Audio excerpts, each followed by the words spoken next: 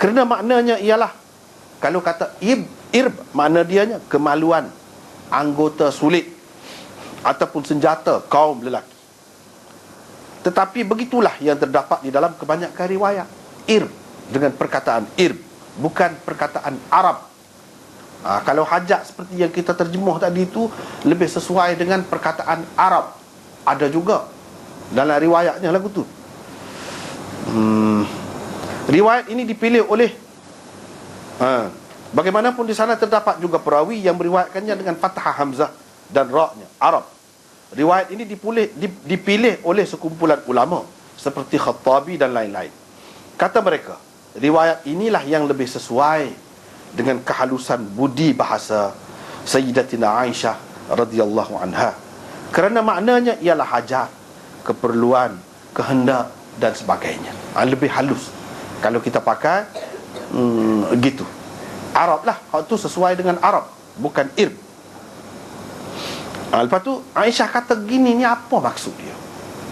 Siapalah di antara kamu yang dapat mengawal hajatnya seperti mana Rasulullah SAW dapat mengawalnya? Itu apa maksud dia?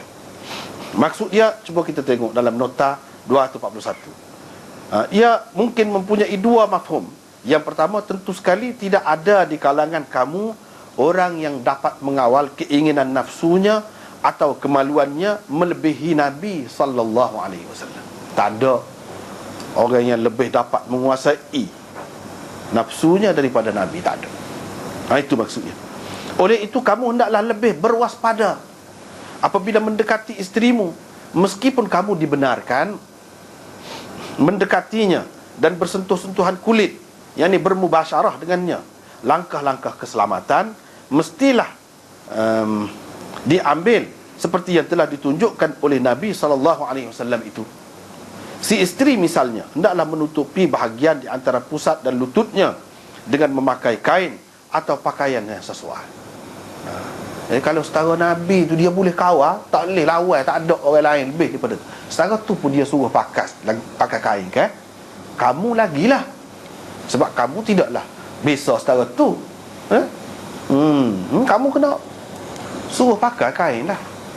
Kalau tak boleh juga, kalau takut juga berlaku, tidur suku pun tak apa dalam keadaan tu. Sebab tidur sekali tu harus saja, bukan wajib. Tetapi bersetubuh tu, menjauhi bersetubuh tu, itu wajib. Haram tu hak tu. Nak jaga yang haram, pelihara diri daripada yang haram, lebih kuat lagi daripada jaga hak sunat. Paling tingginya tidur sekali tu. Tak tidur sekali pun tak apa, kalau takut sangat.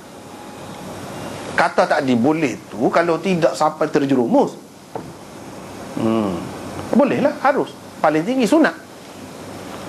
Tapi hak berlaku tu haram. Nak jaga tu lebih besar lagi. Kedua, kamu yang tidak dapat mengatasi Nabi SAW dalam mengawal nafsu, tentu sekali diharuskan beristimta, yakni berseronok-seronok dengan isterimu ketika berhaid dalam batas-batas yang telah ditentukan.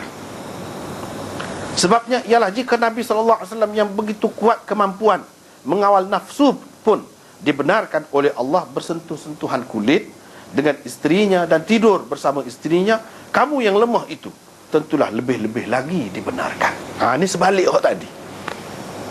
Nabi tu boleh kawal nafsu. Boleh kawal nafsu tu pun dia suruh tidur sekali. Dia tidur sekali.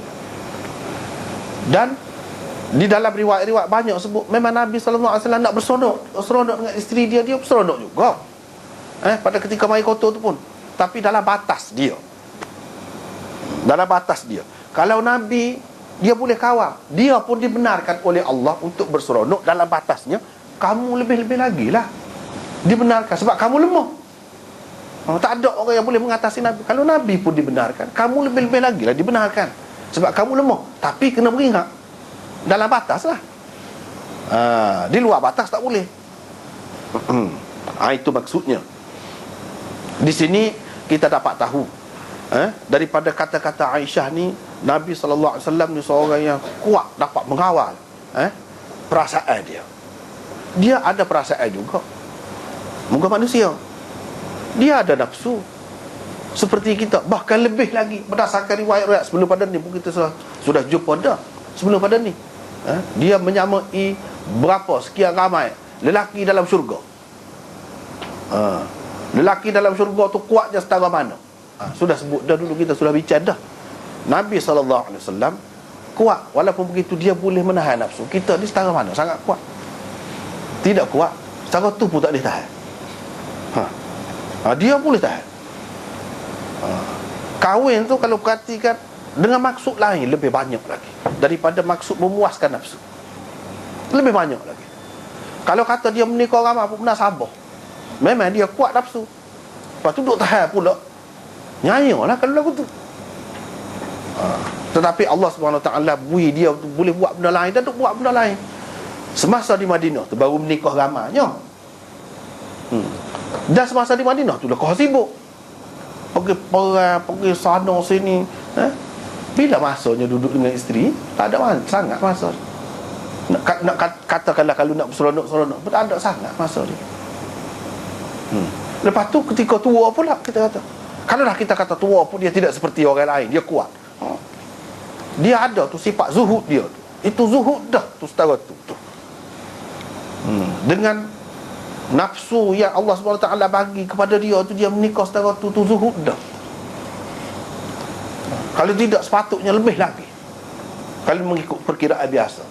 Tetapi kerana zuhud dan kerana mikir benda-benda lain, tengah malam, walaupun kata bini ramah pun, masing-masing bini tu duduk ayat belaka. Dia bangun semayang lah, lama lah semayang. Macam mana sangat seronok-seronok? Tak ada. Sebenarnya nak ajar benda lain. Nikah tu, kita boleh tahu dari sini betapa kuatnya Nabi SAW dalam mengawal nafsunya, dan betapa dia boleh palingkan nafsu dia tu kepada benda lain, kepada kerja lain yang lebih besar. Orang yang kuat nafsu, ada kalanya dia berhenti setakat nafsu tu je, sekadar memuaskan nafsu. Laki perempuan gitu je. Tetapi ada kalanya orang yang pandai menguruskan nafsu dia, dia boleh halakan nafsu dia tu untuk kerja-kerja besar yang lain. Tapi bukan semua orang boleh buat. Bukan semua orang boleh buat. Dia boleh tukar haluan dia, buat benda lain yang besar-besar. Seperti orang pandai terjun lah.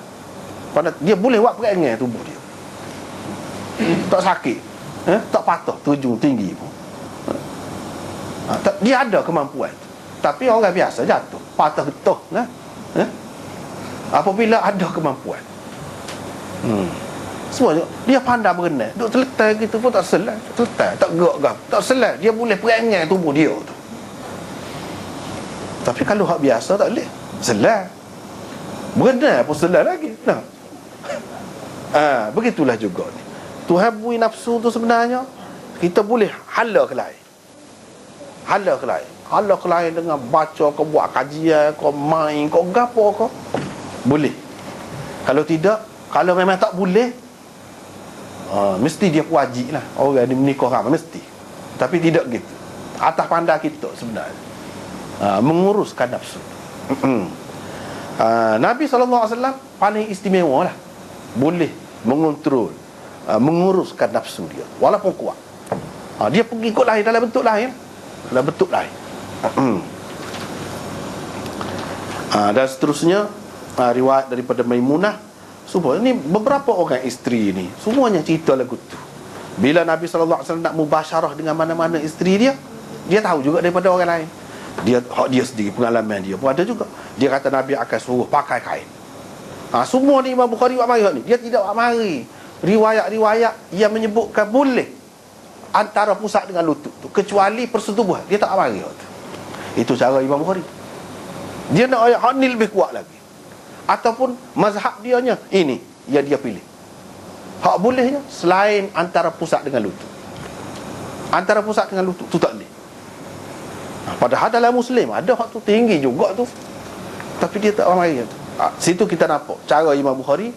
Kalau dia tak sahih hak tu, dia tak mari hak tu. Tidak semestinya hak tidak mari dalam Bukhari ni tak ada menepati syarat dia. Tidak mesti gitu. Salah satu maksud Bukharinya, dia nak ayat mazhab dia, hak dia pilih. Hadis hak kata boleh antara pusat dengan lutut tu pun boleh selain daripada persetubuhan, tinggi juga syarat dia. Tapi Imam Bukhari tak ambil. Dia tidak ambil sesuatu hadis, boleh jadi tidak menepati syarat dia.